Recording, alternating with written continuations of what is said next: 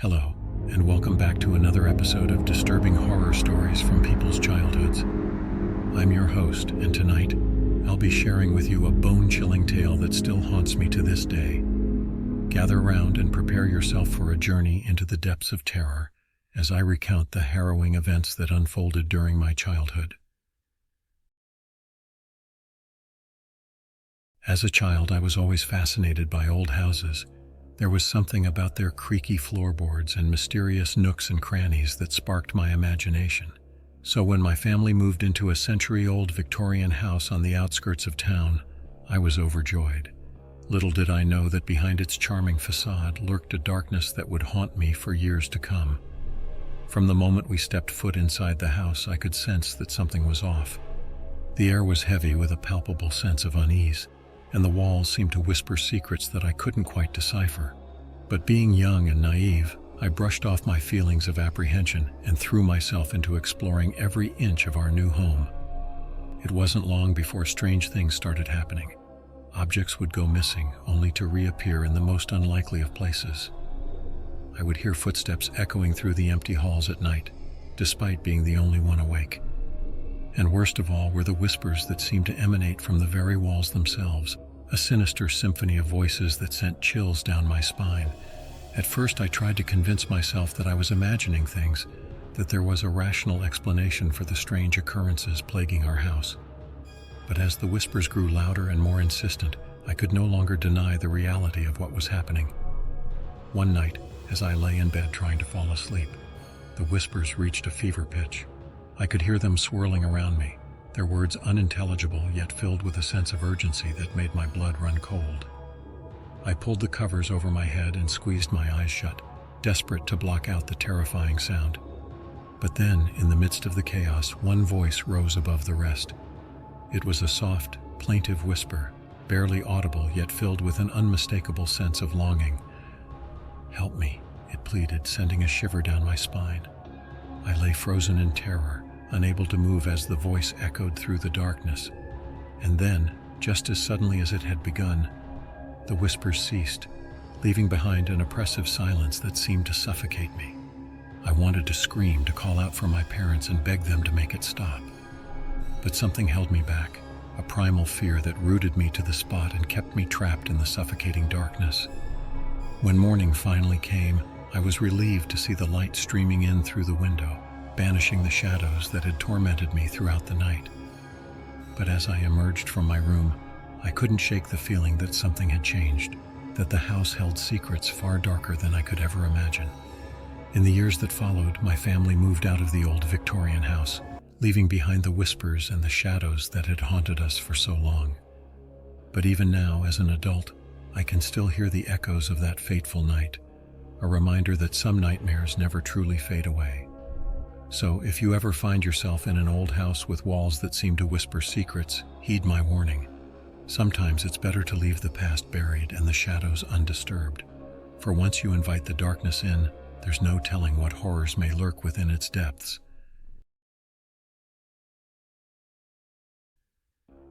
As a child, I lived in a small town nestled deep in the heart of the countryside. Our neighborhood was quaint and peaceful, with rows of charming houses lining the streets.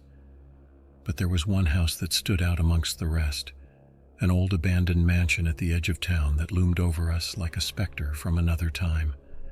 The house had been empty for as long as anyone could remember, its windows boarded up and its doors chained shut.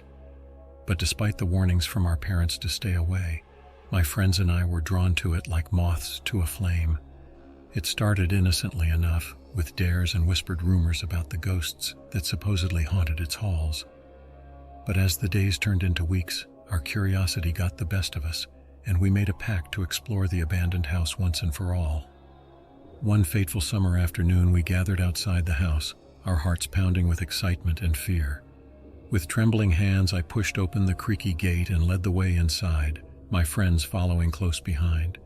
The air inside the house was thick with dust and decay, and the floorboards groaned beneath our feet as we ventured deeper into its depths. Every shadow seemed to come alive with the promise of danger, and I could feel the weight of centuries pressing down on my shoulders. We explored every room, searching for any sign of the ghosts that were said to inhabit the house. But aside from the occasional creaking floorboard or gust of wind, the house remained eerily silent. Just as we were about to give up and leave, we stumbled upon a hidden staircase leading down into the darkness below. With a mixture of excitement and trepidation, we descended into the depths of the house, our flashlights cutting through the shadows like knives. What we found at the bottom of the staircase would haunt me for the rest of my days. It was a small, dimly lit room, its walls covered in strange symbols and markings that seemed to pulse with a dark energy.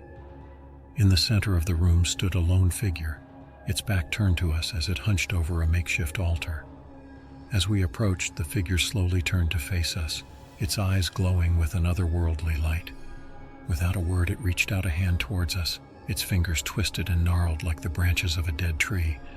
And in that moment, I knew with a sickening certainty that we were not alone in the house. We turned and fled, racing up the stairs and out into the fading light of day. But even as we escaped the clutches of the abandoned house, I could feel its influence lingering in the air like a foul stench. From that day forward, I avoided the old mansion like the plague, unable to shake the feeling that something sinister lurked within its walls. And though I may have escaped with my life, the memories of that fateful day will continue to haunt me for as long as I live. As a child growing up in a quiet town, the woods behind my house were my playground. But one day, something changed, something that turned my childhood haven into a place of nightmares. It started innocently enough. My friends and I would spend our afternoons exploring the woods, building forts, and pretending we were on grand adventures. But one day we stumbled upon an old, dilapidated house hidden deep within the trees. Intrigued, we decided to investigate, thinking we had found the perfect secret hideout. As we entered the creaking doorway, the air grew thick with an unexplainable tension. The walls seemed to whisper ancient secrets, and the floorboards groaned beneath our weight. As we explored further, we found an old mirror covered in dust. When I looked into it, I saw a reflection not of myself but of something else, a shadowy figure with hollow eyes staring back at me. I stumbled backward, my heart pounding, but when I glanced back at the mirror, there was nothing there. From that day forward, the woods changed. The once familiar trees now seemed to twist and contort in eerie shapes, and strange whispers echoed through the air. At night, I could hear the soft footsteps of something unseen following me, and a cold breath on the back of my neck. I tried telling my friends about the unsettling occurrences, but they laughed it off as my overactive imagination.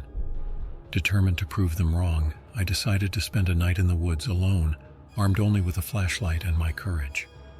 As the moon cast an eerie glow through the branches, I felt the temperature drop. The whispers grew louder, and the shadows danced in the moonlight. Suddenly, the air turned icy, and I heard a voice, a haunting, guttural voice calling my name. Terrified, I ran through the woods, branches clawing at my clothes, and the voice growing louder with each step. Just when I thought I couldn't run any longer, I burst into the clearing near my house, gasping for breath. From that night on, the woods held a sinister presence. The whispers continued, and the shadowy figure from the mirror haunted my dreams. I avoided the woods at all costs, but sometimes in the dead of night, I could still hear that haunting voice calling my name.